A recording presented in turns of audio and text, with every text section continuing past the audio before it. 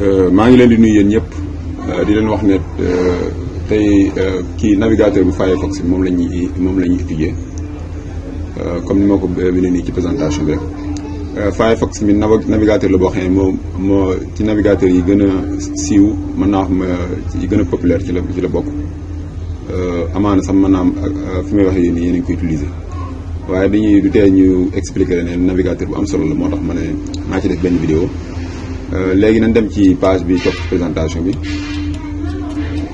comme ni nga ko gisee léegi pour télécharger Firefox da ngeen dem ci site bi de Mozilla parce que Firefox ñi ngi koy woowe Mozilla Firefox léegi dañuy dem ci www.mozilla.org après /fr après nga def Firefox léegi soo defee loolu rek après da nga mën a télécharger da nga mën a télécharger kii bi application yi boo ko télécharger après nga installé ko ci sa machine. léegi Mozilla Firefox nag jàppale ne di ñëwaale tamit moom tamit ak machine bi maanaam machine bi ngay jënd lu ci ëpp bu dee machine yu ndaw la sax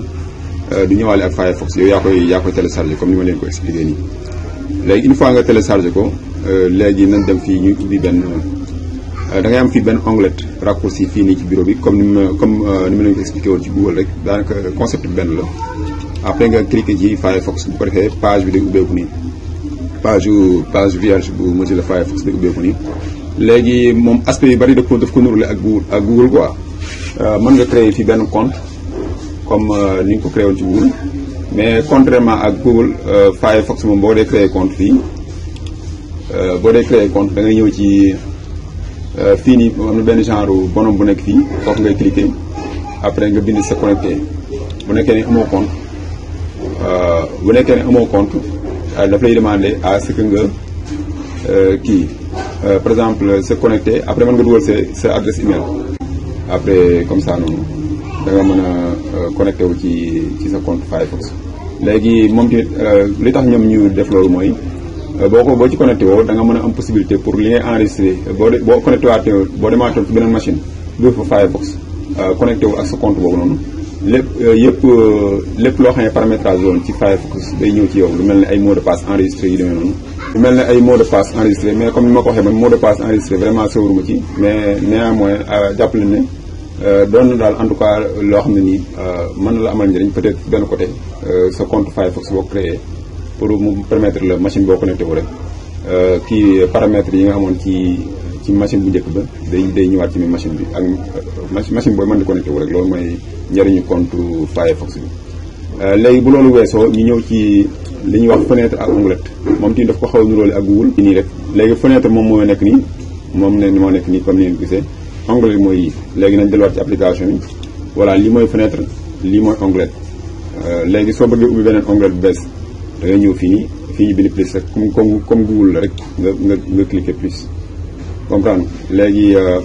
bu nekkee da nga bëgg a ubbi beneen fenêtre bu bees da ngay ñëw fii ñu bind 3 barres yi fii ci 3 barres yi nii foofu après naa leen foofu ngay paramétrage yu bari foofu nga koy changé ci configuration bi après fi ñu bind nouvelle fenêtre boo ko cliquer après mu génne la fenêtre bu bees voilà léegi je pense que loolu comprendre ngeen ko léegi bu loolu weesoo ñu ñëw ci navigation ak kii bi ak Firefox bi moom tamit dafa am li ñu wooyee bouton dafa am 4 boutons comme ni ma ko présenté nii bouton arrière bi bouton avant bouton bi nga xam ne pour actualiser la yooyu yëpp expliqué naa leen ko ci Google bi ak bouton bi nga xam ne mooy bouton accueil par exemple nañ dem fii delluwaat fii ci Firefox par exemple nañ dem ci voilà léegi boo tapé cisco.com rek par exemple léegi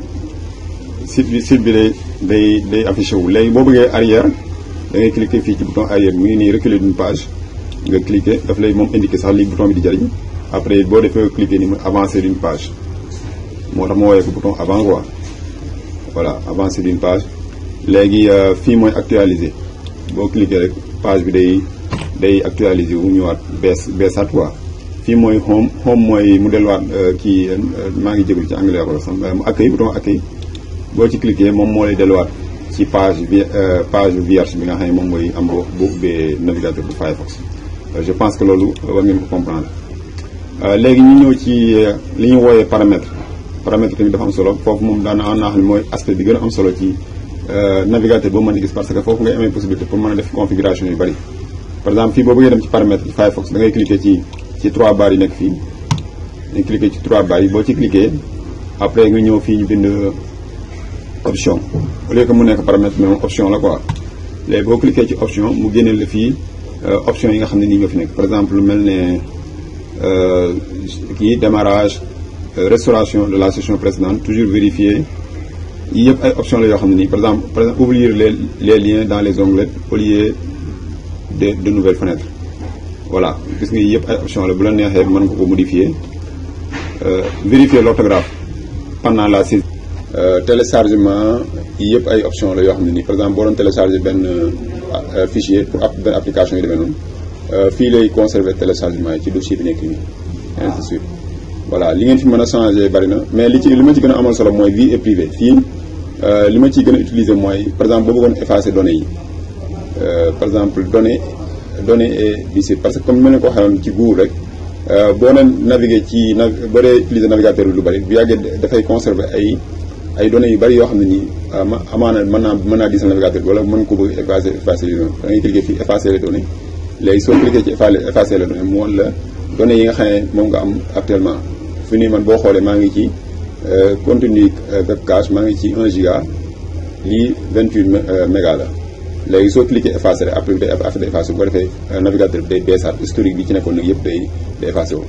moom tamit comme Google la am na historique boo ñëwee fii voilà non moom historique am mi ngi nii quoi boo ñëwee non pas 3 barres yi boo ñëwee fii nii fii ñu def